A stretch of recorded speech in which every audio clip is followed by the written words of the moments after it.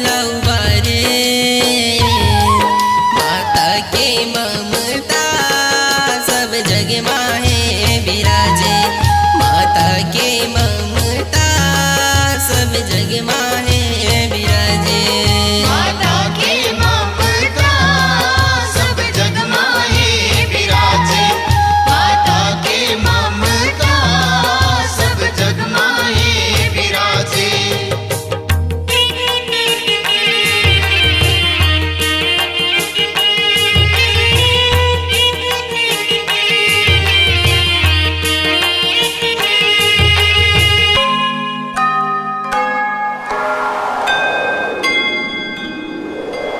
माता के छैयाला कोई नहीं जाने, यही में सुख लाए पाए। माता के छैयाला कोई नहीं जाने, यही में सुख लाए पाए। माता के मन ला कोई नहीं जाने, निर्मल ज्योति छाए। माता के मन ला कोई नहीं जाने, निर्मल ज्योति छाए। माता के चरण ला कोई नहीं जाने, माता के चरण ला कोई नहीं जाने, सरग असन्निह लागे।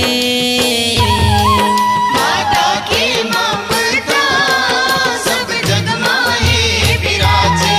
माता के ममता सब जग माहे विराजे।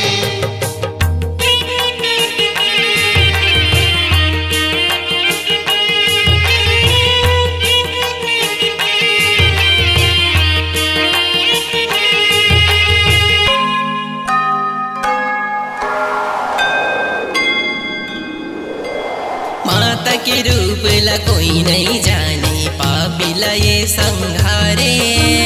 माता के रूप ला कोई नहीं जाने, पापी लये संघारे। माता के कृपा ला कोई नहीं जाने, भगत के करे सहाय। माता के कृपा ला कोई नहीं जाने, भगत के करे सहाय।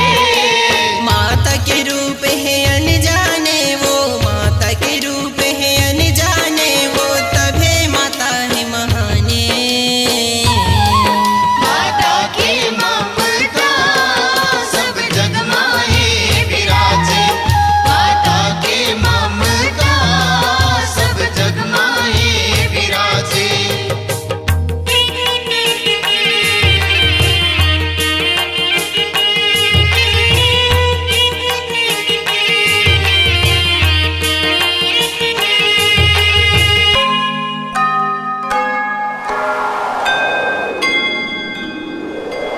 माता के अचेरा ला कोई नहीं जाने, बेटा ला अपन दुलारे।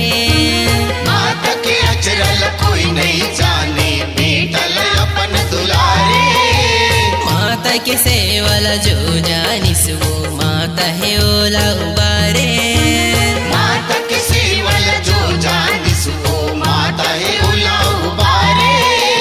जग जननी औ दुख हरनी वो, जग जननी औ दुख हरनी वो, ममता मई कहलाए। माता के ममता सब जग माहे विराजे। माता के ममता सब जग माहे विराजे।